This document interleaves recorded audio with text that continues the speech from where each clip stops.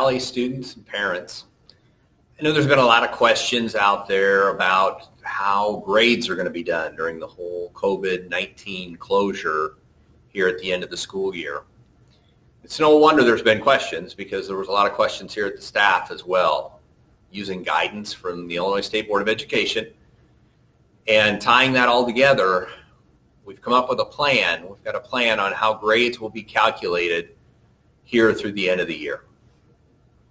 So let's go ahead and dive into this, and we'll go through some examples. And if you have any questions, please feel free to get in touch with your teachers or Mrs. Collier or myself, and we'll see if we can answer any questions you might have. First of all, our underlying principles. Our underlying principles, our primary concern is the well-being of students. That's first and foremost, always is, always will be. We are primarily concerned about the students and how well they're doing. So that is an underlying principle that never takes a back seat. We always make decisions based on what's best for kids. This situation is unlike anything any of us have ever been through. So it is a learning experience for us all. What that means is, as we developed this grading system, it was something we were building from the ground up. And also it's something that may have some slight changes here as we go along. We do know that not all of our students have the same support at home. We know some of you parents are still working in what are deemed essential jobs. And so just because the kids aren't here in the building doesn't mean that they have that support at home. And there's also other reasons why they may not have the support at home. But we also realize that not all of our families have reliable internet connection either. And that's a huge factor in being able to get the work done and being able to connect with teachers. So we realize that, and we keep that in mind as we develop this system. The underlying principle that was expressed by the State Board of Education is that this closure will do no harm to any child. And that ties back in with our primary concern as far as the well-being of the child. So essentially, because of these factors and things that we've mentioned, the child is not going to be harmed by the fact that they have these situations and because of this closure. All fourth quarter grades will be based on a pass or incomplete system. For the fourth quarter, all students in all classes will get either a pass or an incomplete. The incompletes will have to be cleared at some point. Incomplete grades need to be cleared at a deadline that will be established at a later time. We're still waiting on some more guidance on that as far as what kind of deadline we're looking at. But just understand, if you get an incomplete because you don't do enough quality work during the closure, that work will need to be made up at some time. The bottom line is you're going to do the work either now or later. You're going to do the work somewhere along the line. So in my estimation, you might as well do it now.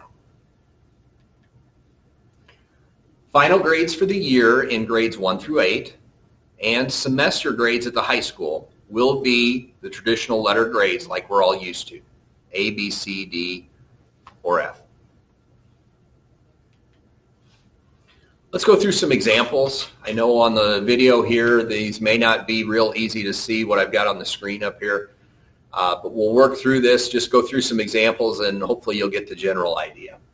If we take a look at student A, and this is an example for grades 1 through 8, by the way, where we're looking at an end of the year grade.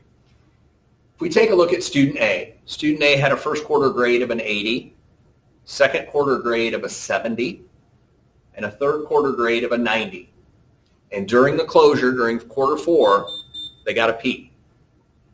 Their final grade, the result of averaging these together with a pass in there, will be an 80% or higher. There is kind of a caveat here, is that if the student does enough work and does good quality work and really goes above and beyond during the closure, it can actually increase their grade or improve their grade. So that student is going to get an 80% or higher for their final grade. If we take a look at student B in quarter 1 had an 80%, quarter 2 had a 70%, and quarter 3 had a 90%.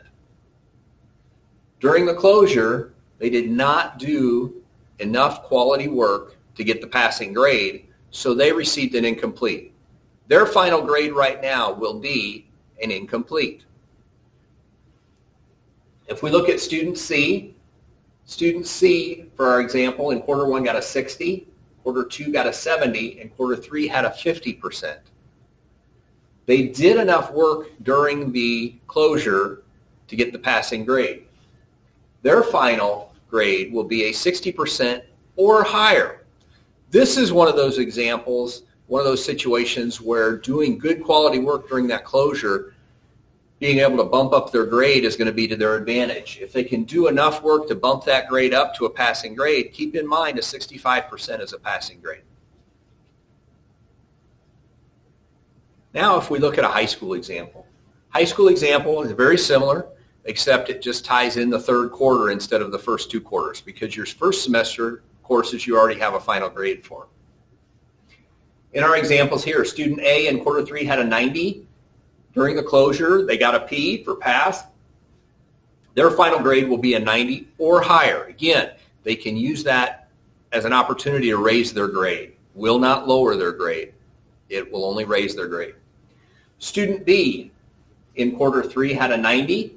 In quarter 4, they had an incomplete. They didn't do enough work during the closure to get a passing grade, so they have an incomplete. Their final grade is an incomplete. Again, that incomplete needs to be cleared at some point. That deadline will be established later. If we take a look at student C had a 50 during quarter 3. They got a pass during quarter 4, so their final grade will be 50% or higher. Again, if they do enough good quality work during the closure, they can actually raise that grade. Keep in mind, passing grade is 65%. Even though they have the 50, if they do enough quality work, that grade could possibly be raised so that they could get a passing grade.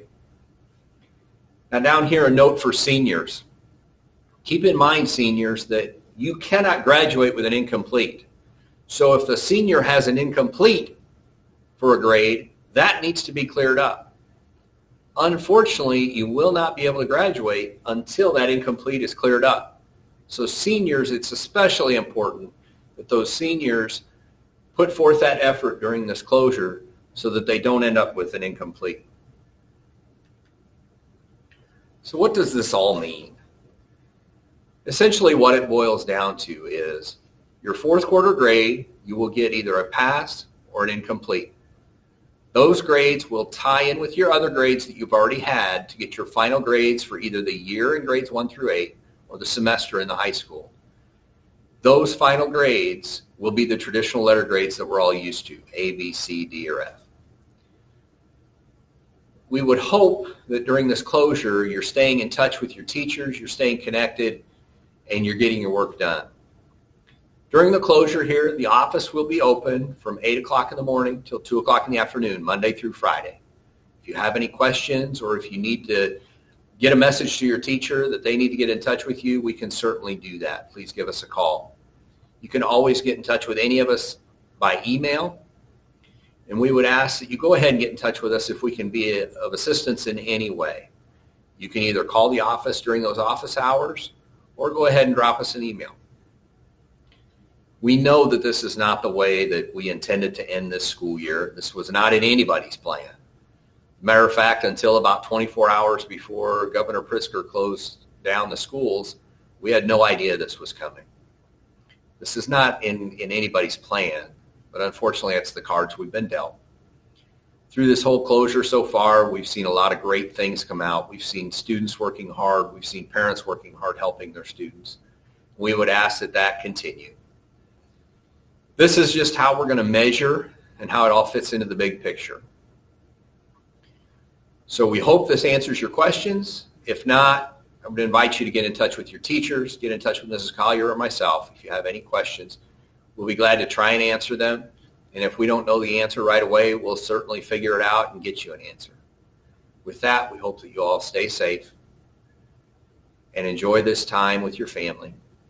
This is a time that'll go down in history that that you can all tell your grandkids about that you lived through this. For that, signing off. And again, if you have any questions, please get in touch with us. Take care.